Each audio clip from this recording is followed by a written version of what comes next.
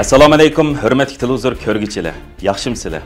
Dunyo Uyg'ur qurultiyi to'r televiziyasining kunlik xabarlar programmasiga hammanglar xush kelibsizlar. Men Iftixor Abdurashid. Bugun chorshanba. Hurmatli ko'ruvchilar, tövəndə diqqətinizlər kunlik xabarlar programmamızın təfsilatı bo'lsin. Amerikaning Ekvadordagi bosh elchixonasi o'zining X hisobida Dunyo Uyg'ur qurultiyining muavin raisi Zumrat Erkinning Xitoyning qirg'inchilik siyosati va nazoratini tanishtirgan qisqa filmini e'lon qilgan. Amerikaning Ekvadordagi bosh elchixonasi o'zining hisobida bu haqda Xitoy Kompartiyasi raqamli nazoratni dunyoga eksport qilmoqda. Dunyo Uyg'ur qurultiyining muavin raisi Zumrat Erkin o'z xalqining milliy bostirishda ishlatiladigan Xitoy texnikasining sinoq maydoni ekanligini o'ttirib qo'ydi. Zumrat Erkin Ekvador ziyoratida poytaxt Quitoda Ekvador axborotlarining maxsus ziyoratini qabul qilgan bo'lib, Ekvador televiziyasiga bergan suhbat filmlarida Xitoyning Sharq Turkistondagi bostirish siyosati, irqiy qirg'inchiliklari, Sharq Turkistondagi millionlagan Uyg'urning Xitoyning jazo lagerlari va turmalarida majburiy emgak silinayotganligini, Uyg'ur farzandlarining oilasidan majburiy ayrilib, atalmish yotoqliq maktablarda assimilyatsiya qilinayotganligi, shundaqla Xitoyning chegara hal qilgan bostirishlar haqida atrofli tanishtirib o'tgan. Ekvadorning poytaxti Quitodagi Amerika elchixonasi meni shu 4-oydagi Xitoy Latin Amerika muxbiriga chaqirgan edi. Shu jarayonda bir haftalik faoliyatlarni Amerika elchixonasidan o'rnashtirgan. Bu yerda nurg'unlagan muxbirlar bo'lib, Ekvadordagi yerlik muxbirlar, dаңlıq muxbirlar bilan bir yig'in o'rnashtirib, Uyg'ur vaziyatini vatani Sharq Turkistondagi irqiy qirg'inchilik to'g'risida tushuntirish bergan edim.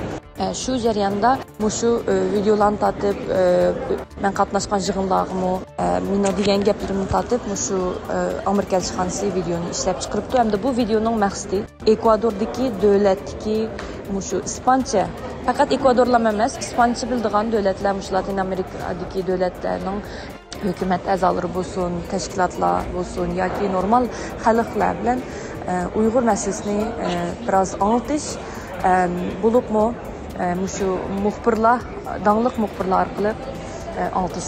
Shu yerdami, shu bir haftalik ichida nurg'unlagan, tanilgan Ekvadorning muxbirlari bilan muxbirlarning savollariga javob berib ziyorat bergan bo'ldim. Shuningga bu ishlangan videomu shu Ekvadorda va Latin Amerika davlatlarida Uyg'ur masalasini yaxshi tushuntirish bir yaxshi fursat deb o'ylayman.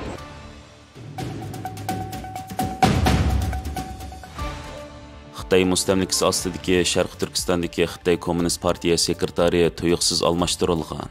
Xitoyning Tangirtaq tori va boshqa xabarlarda bildirilishicha, atalmish Uyg'ur avtonom rayoni Kommunist partiya sekretari Ma Xingrui vazifasidan qoldirilib, uning o'rniga ilgirki suv ishlari ministri va Xitoy Birleşik Millatlar va Diniy ishlar idorasida ishlagan Chen Xiaojiangni atalmish Xinjiang Uyg'ur avtonom rayonlik partiya komitetining a'zosi, doimiy komitetining a'zosi Kommunist partiya sekretarligiga tayinlagan. Xitoy Sharq Turkistonga Jallod Wang Luchandan keyingi o'tgan 8 yilga yaqin vaqt ichida Chen Chuangu, Ma Xingrui qatorliqlarni avatib qirg'inchilikni davom qilib kelgan edi.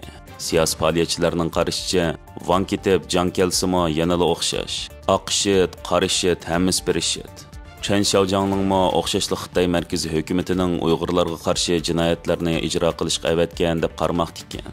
Bu haqda Dr. Adrian Chens o'zining X hisobida Chen Xiaojiangning texmi qattiq qo'l va assimilyatsiya siyosatini texmi qattiq ijro qilganligi haqida o'zining andishasini ifodalab, Chen Xiaojiangning birlik tajribasi, uning xalqaro josuslik tori va tashviqot vositalari, Xitoyning diplomatik manbalarga moyir va ta'sir borligidan, Xitoyning u rayondagi siyosatini o'zgarmaydiganligidan, ammo texmi taktikali holda tashviqot salmoqini ig'irlashtirib, Xitoyning xalqarodagi ta'sir tashviqotini kuchaytirganligini, diplomatiya va tashviqot tarmoqlari bilan hamkorlashib ishlaydiganligidan derak beradi, deydi.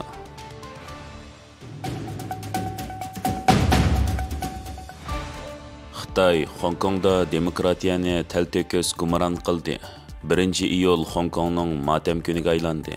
2019-yillari Hong Konglik namoyishchilar Xitoy hukumatining Hong Kong siyosatiga qarshi keng ko'lamda namoyish olib berib, oylarcha qarshilik ko'rsatgan va Xitoy hukumatining saxtipazligiga, atalmish bir davlatda ikki xil tuzum siyosatiga ishonmagan edi. Ayni vaqtda Hong Kongluk namoyishchilar namoyish maydonlarida Sharq Turkistonning ayol-tuzliq ko'k bayrog'ini ko'tarib chiqqan va Uyg'ur irqi qirg'inchiligi simvol qilingan Uyg'ur maskasini taqib namoyish maydonlarida bugungi Xinjiang atik Hong Kong deb shior to'lgan edi. Mana bugun Hong Kongluklarning ayni vaqtda to'lgan shiorida deyilgandek, Sharq Turkiston xalqining beshiga kelgan fojia Hong Kong xalqining beshiga kelmoqda va Hong Kongluklar Sharq Turkistonliklarga o'xshash ig'ir nazorat va besim ostida yashashga boshladi. Har yili 1-iyul Hong Kongning atalmish Xitoyning qo'yniga qaytib kelganligining xotir kuni bo'lib, bu yil 28 yillik xotir kuni edi. Xitoy bu kunni Hong Kongda bayram tantanasi havosi yaratishga urinib kelgan bo'lsa-mu, 2020-yili Xitoy Hong Kongda davlat xavfsizlik qonunini yo'l qo'ygandan keyin Hong Kongluklarga nisbatan 7-oyning 1-kuni motam tusi kiradigan bir kunga aylangan.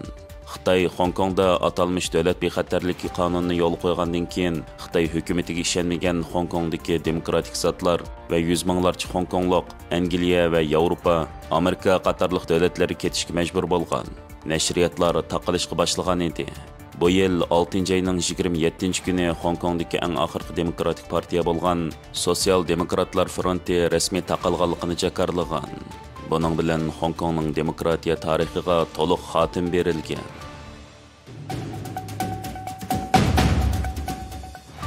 Türkiye'nin TV6 kanalida Dünya Uyghur Qurultayı'nın a'zosi Professor Erkin Ahmet, Dünya Uyghur Qurultayı'nın vekili ve Dünya Uyghur Qurultayı Tədqiqat Mərkəzinin muavin müdiri Qarabük Universitetinin doktoranti Mahmudcan Erkinlər Şavgan qırğınçılıq münasibəti bilan məxsus söhbət ötküzgən.